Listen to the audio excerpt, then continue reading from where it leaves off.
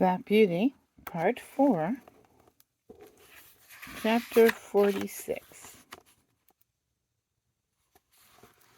Jakes and the Lady. I was sold to a corn dealer and baker, whom Jerry knew, and with him he thought I should have good food and fair work. In the first he was quite right, and if my master had always been on the premises I do not think I should have been overloaded. But there was a foreman who was always hurrying and driving everyone, and frequently, when I had quite a full load, he would order something else to be taken on. My carter, whose name was Jakes, often said it was more than I ought to take, but the other always overruled him. 'Twas no use going twice when once would do, and he chose to get the business forward.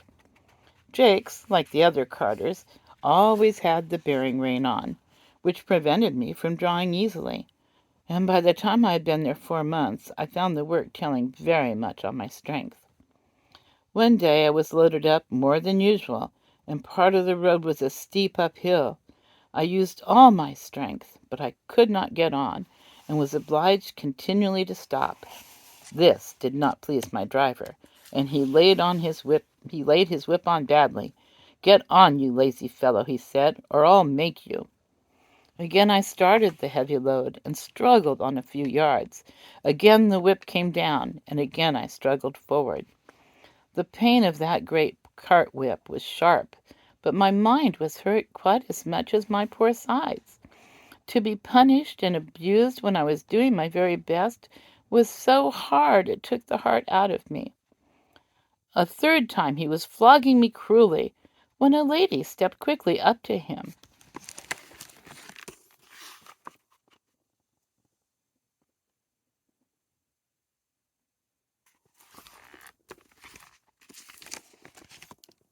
and said in a sweet, earnest voice, "Oh, pray, do not whip your good horse any more. I'm sure he is doing all he can, and the road is very steep. I'm sure he is doing his best." "If doing his best won't get this load up, he must do something more than his best. That's all I know, ma'am," said Jakes. "But is it not a very heavy load?" she said. Yes, too heavy," he said, "but that's not my fault. The foreman came just as we were starting, and would have 300 weight more put on to save him trouble, and I must get on with it as well as I can." He was raising the whip again, when the lady said, "Pray stop. I think I can help you if you will let me." The man laughed. "You see," she said, "you do not give him a fair chance. He cannot use all his power with his head held back as it is with that bearing rein. If you would take it off, I am sure he would do better. Do try it," she said persuasively. "I should be very glad if you would." "Well, well," said Jake, with a short laugh. "Anything to please a lady, of course. How far would you wish it down, ma'am?" "Quite down. Give him his head altogether." The rein was taken off, and in a moment I put my head down down to my very knees. What a comfort it was! Then I tossed it up and down several times to get the aching stiffness out of my neck. "Poor fellow, that is what you wanted," said she, patting and stroking me with her gentle hand. "And now, if you will speak kindly to him and lead him on, I believe he will be able to do better." Jakes took the rein. "Come on, Blackie." I put down my head and threw my whole weight against the collar. I spared no strength. The load moved on, and I pulled it steadily up the hill, then stopped to take a breath. The lady had walked along the footpath, and now came across into the road. She stroked and patted my neck as I had not been patted for many a long day. "You see, he was quite willing when you gave him the chance. I am sure he is a fine-tempered creature, and I dare say he has known better days. You won't put that rein on again, will you?" For he was just going to hitch it up to the old plan.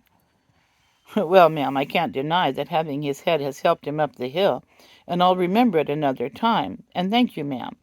But if he went without a bearing rein, I should be the laughing-stock of all the carters. It is the fashion, you see." "Is it not better," she said, "to lead a good fashion than to follow a bad one? A good many gentlemen do not use bearing reins now.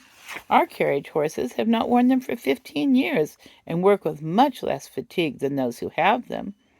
Besides," she added in a very serious voice, "we have no right to distress any of God's creatures without a very good reason. We call them dumb animals, and so they are, for they cannot tell us how they feel, but they do not suffer less because they have no words. But I must not detain you now. I thank you for trying my plan with your good horse, and I'm sure you will find it far better than the whip. Good day." And with another soft pat on my neck, she stepped lightly across the path, and I saw her no more. "That was a real lady, I'm bound for it," said Jakes to himself. "She spoke just as polite as if I was a gentleman, and I'll try her plan uphill, at any rate." And I must do him the justice to say that he let my rein out several holes, and going uphill after that, he always gave me my head. But the heavy loads went on. Good feed and fair rest will keep one's strength under full work, but no horse can stand against overloading, and I was getting so thoroughly pulled down from this cause that a younger horse was bought in my place. I may as well mention here what I suffered at this time from another cause. I had heard horses speak of it, but had never myself had experience of this evil. This was a badly lighted stable. There was only one very small window at the end, and the consequence was that the stalls were almost dark. Besides the depressing effect this had on my spirits, it very much weakened my sight, and when I was suddenly brought out of the darkness into the glare of daylight, it was very painful to my eyes. Several times I stumbled over the threshold, and could scarcely see where I was going. I believe had I stayed there very long, I should have become purblind, and that would have been a great misfortune, for I have heard men say that a stone-blind horse was safer to drive than one which had imperfect sight, as it generally makes them very timid. However, I escaped without any permanent injury to my sight, and was sold to a large cab owner.